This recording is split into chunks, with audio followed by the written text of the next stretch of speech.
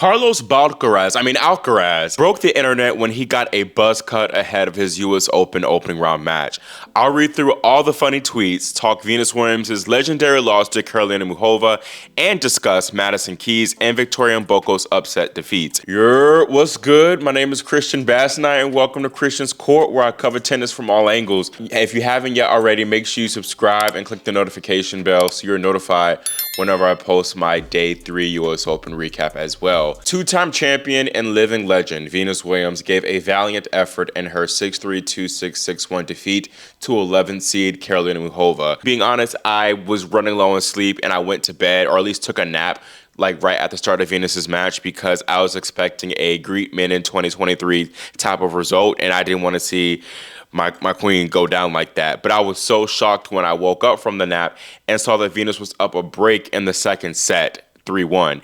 And I thought that Muchova, with her slices and drop shots, would cause Venus fits. But watching the match, Venus just did not allow Karolina to play that type of game, because Williams was just striking the ball so well, so pure, and hitting with a lot of depth. And she really took Muchova out of her element. Venus went from 12 winners, 13 unforced errors in the first set to 9 winners, 5 unforced errors in the second set. But the big improvement for Venus was by far her serve, comparing it from set 1 to set 2. In the opening set, Venus hit 7 double faults, and she made 48% of her first serves in the box, and she won 23% of her second serve points. In set number 2, Venus only hit 1 double fault, made 76% of her first serves, and she won 43% of her second serve points.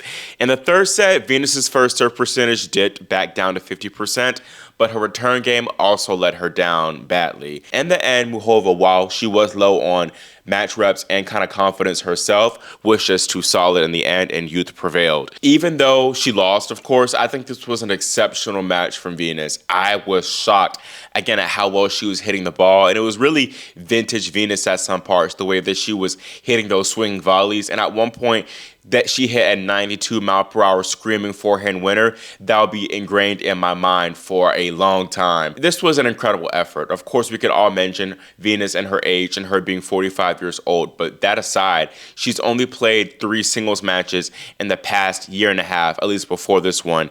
And for her to be pushing a top 20 player and woman who has made back-to-back US Open semifinals is an exceptional feat. And Venus, she honestly looks better than she did 5 years ago when she lost to Muchova here in the opening round in 2020 in straight sets. And that's just a testament to how good she is. When you're a legend like that, you never really lose it. And she talked about that in her post-match press conference, Venus did, and said that she wasn't comfortable and was in a lot of pain in that 2020 US Open match against Muchova. And in the last 6 to 7 years, Venus really was rarely 100% healthy. And she probably shouldn't have played half the matches that she did play, but she clearly loves the game so much and wanted to play those matches. Venus also said in her press conference that she and her team worked as hard as they possibly could and as fast as possible to get ready for this tournament. She said, "We literally took no days off. I haven't gone to dinner. I haven't seen friends. I haven't done anything except for train for 3 months as hard as I could. From each match that I didn't win, then I tried to go back and learn from that and get better." I don't know if it was the disappointment from working so hard and coming up short, but Venus looked very dejected after this loss, and she stopped and paused in the hallway a little bit when she left Ash Stadium. And I'm hoping that she was just thinking about which direction to walk in. It was just trying to process that and to get to the cool down area. But there was a moment too at the end of her press conference when she was asked what she proved to herself in this match. She said getting back out on court and playing healthy, and then she got emotional and teary-eyed for a little bit. And I'm thinking maybe that was all about her health struggles and knowing how hard it's been for her to try to still compete, or also knowing that the end is very, very close. I don't think that was Venus's last ever match. I think that if it was, her sister Serena or even her mother Oracene would have been in the crowd to be there.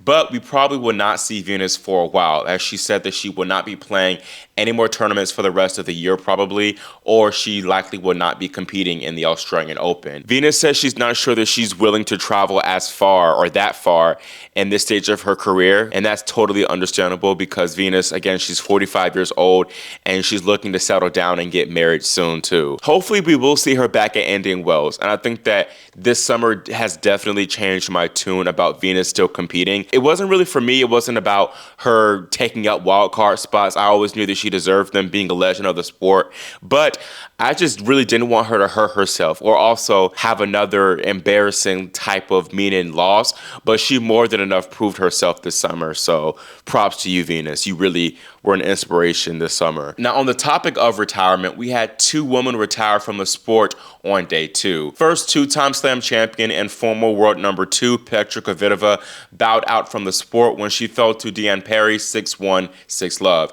Petra, honestly, she got mollywopped. This match only lasted 52 minutes, and in her defense, she did get COVID about 3 weeks ago and was considering not playing this tournament, and she did not have any matches under her belt since Wimbledon. You know I love to keep it a buck on this channel, but I honestly don't think this was a great way for Petra to go out. She played this match at 11 a.m. on Grandstand, where the stands were pretty empty. Not to mention, the U.S. Open was never really her best tournament or slam. Her deciding to end her career here was an odd decision to me, and I think that she definitely should have ended it at Wimbledon, where she had a somewhat respectable loss to Emma Navarro on court 1. So for her to come and lose to the world number 107, only win 1 game. Like, yeah, Perry played well, but again, it wasn't the best way to go out in my opinion. But, you know, regardless, Petra, she was still able to finish on her own terms after coming back from giving birth to her son. And she's had a great, I think, a Hall of Fame career. She will also always be remembered for that comeback after she was stabbed in her hand during a home intrusion, still being able to come back and make a slam final in the 2019 Australian Open and coming so close from being world number 1. Not to mention the locker room seems to really enjoy her. She seems to be a nice woman, so I'm wishing her nothing but the best in her career. Now, Karolina Garcia, she also retired yesterday as she lost to Kamila Rakimova 6-4, 4-6, 6-3 on court 6. I, again, think that she shouldn't have retired here. If I were Garcia, I would have retired at Roland Garros. Yes, she did make the semifinals here in 2022, her best result at a slam. Reflecting on Karo's career, people, including Andy Murray, thought that she would be world number 1. And she didn't make it, obviously, but she still had a great career with the career high ranking of number 4 in the world and 11 titles total, including a few 1000s. So yeah, props to Garcia. Oh, and the WTA Finals too. Now, the biggest surprise of day 2 was by far 6th seed Madison Keys falling to 82nd ranked Renata Zarazua 6-7, 7-6, 7-5 in 3 hours and 10 minutes. This is the 6th time in Keys' career that she's lost in a slam opening round, and it's the first time this has happened since the 2021 US Open. Now, in hindsight, maybe this shouldn't be too much of a shock, as first Keys was coming into this one carrying a hamstring injury she sustained from Cincinnati. And then plus Zarazua, she did test Elena Rybakina, another big hitter, and pushed her to 7-5 in the 3rd set in Cincy. So clearly her consistent game style can cause a lot of problems for these type of opponents. However, Baseball Keys, man, she treated this match like a full-on batting practice, hitting 89 unforced errors and 14 double faults. Maddie was honestly lucky she didn't get beat worse in a straight set, because she had to save 5 set points in the opening set. And then I thought that after escaping that, Keys would really steamroll in the second set, especially going up 3-love in the second set, but she lost 5 games in a row after that. And then Baseball Keys continued to knock them out the park in set number 3, and not in a good way. She did recover from 3-5 down to level it at 5-all, and I thought that this would be yet another match that she pulled out, another tight 3-set match, but Renata, giving credit to her, she closed it out, and she made history too, becoming the first Mexican player, I believe, to be a top 10 player at a slam in 30 years. So this was her first ever top 10 win too, and she was 0-8, I believe, also against top 20 opposition. I'm not trying to crap on Keys, but I do think that people's expectations of her were a bit too high after she won the Australian Open, as she was on a bit of a hot streak for sure. but I think that much of it was mere momentum based. And many of those matches I feel that she won in that win streak were so close, and they were tight nail biters, but Keys was just so clutch, and she showed a level of clutchness we had never seen from her in her career before. But now she's kind of become more human, and she's losing these tight three-setters again. And she admitted in her post-match press conference that nerves got the best of her in this match, and that it became a bit paralyzing for her, which I found interesting too. I thought that winning a slam would free Madison up and give her less pressure, but now, even still with her being, in her early 30s, kind of reaching the twilight of her career, she's facing more nerves still and more pressure and expectations. So that just goes to show how hard it is to back up winning your maiden slam title. Now, Maddie's section is wide open, and Karolina Muchova, she might be favored to make it through, but I can see a variety of players making instead, including Linda Noskova, Sorana Cirstea, Eva Lise. I don't know about Marta Kostyuk, though, because of her wrist and her, up and down tendencies, but sure, her too. Another result that surprised many was Montreal champ Victoria Mboko bowing out to Barbora Krejcikova 6-3, 6-2. Now, this wasn't a total surprise to me, even though I had Mboko make the quarterfinals here, because first of all, Krejcikova, while she isn't ranked high at all right now, 62nd ranked. In fact, she's still a two-time slam champion, and like one of my mutuals said, she's like Adele. She can kind of pop up and cause chaos whenever, randomly, and she definitely did her big one here. She played a great match, but also Mboko, she came into this tournament with a few injury concerns. Her wrist was taped up. I noticed that in the practice sessions, and I think the wrist, which she sustained, the issue she sustained in Montreal, for sure impacted her in this match. She served 10 double faults total here, and she finished with 11 winners to 30 unforced errors. And she also looked visibly nervous here too, and maybe I think the expectations and pressure after winning her maiden 1000 title for sure played a role.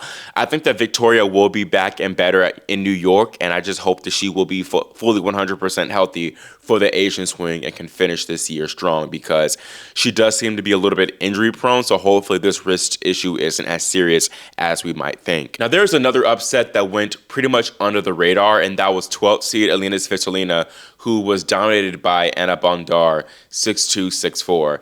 This was a very poor match from the Ukrainian. She hit 41 unforced errors to 23 winners, and she was not happy about this result, and she smashed her racket soon after. This was Alina's first slam opening round loss since 2018 Wimbledon. And honestly, this was a big surprise to me, because I thought that Svitolina would come through this section and make the quarterfinals. And this gives a great opportunity for Amanda Anisimova to come through and make the quarters instead. But it's also an opportunity for Maria Sakkari to finally make a slam second week for the first time since 2022, although I could still see her fumble this. 29th seed Anna Kalinskaya survived the upset bug, though, when she defeated 19-year-old American Clervy Ganoué 6-love, 5-7, 6-4. Good fight back from Clervy after getting bageled in the opening set, and she put herself in a good position to get the win, leading 2-3 love 30 on Kalinskaya's serve, but in the end, the experience of the Russian prevailed. Another Russian, Mira Andreeva, had a much easier time dispatching of her American opponent. The 5th seed won her first match since Wimbledon, dominating Alicia Park 6-love, 6-1. It's not a surprise at all that Baseball Park showed up, and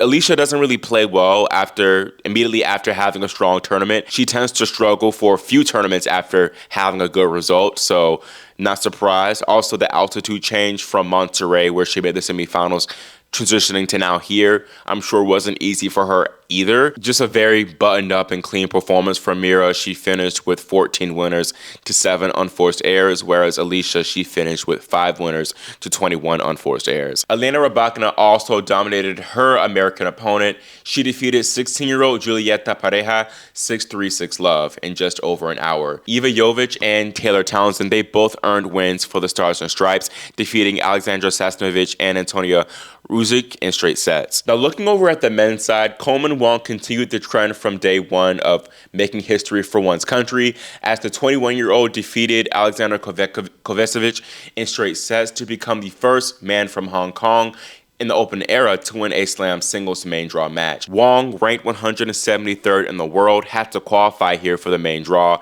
and he now faces Adam Walton in round 2, the same man who stopped him in Miami in the 3rd round after Wong stunned Ben Shelton there. Arviori Vixen Jack Draper had a successful return to action, grounding out a tough 6-4, 7-5, 6-7, 6-2 win against qualifier Federico Agustin Gomez.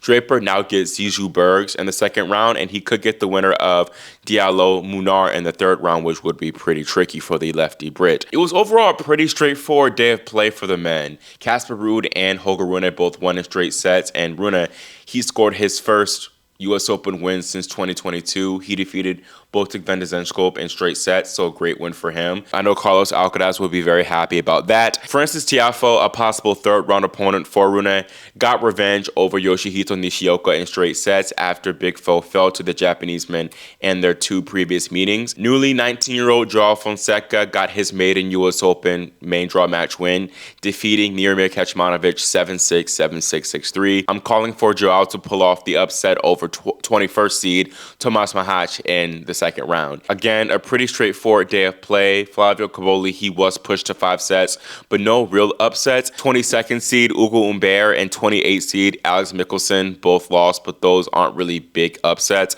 Unfortunately, American Sebastian Korda retired against Cam Norrie when he was trailing down 2 sets to love due to a lower back issue.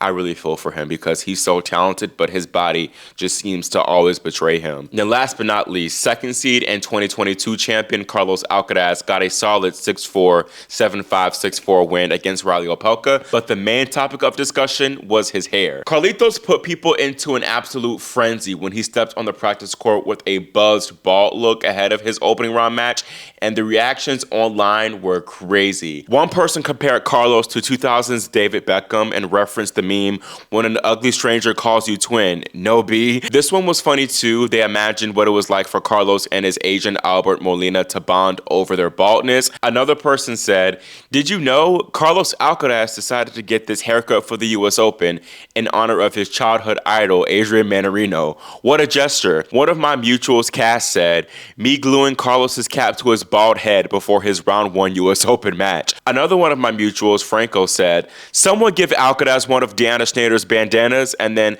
Alkalenka on X photoshopped a bandana onto Carlos's head, which actually looks kind of good. I think that Carlos should rock the bandana look and give an ode to Agassi. Carlos explained why he decided to go for the chop buzz look in his post-match press conference, saying, I felt like my hair was really long already, and before the tournament, I just really wanted to get a haircut. Suddenly, my brother he misunderstood with the machine. He just cut it. Then the only way to fix it is to just shave it off. To be honest, it's not that bad. Some people like it, some people don't like it. To be honest, I'm just laughing about the reaction of people.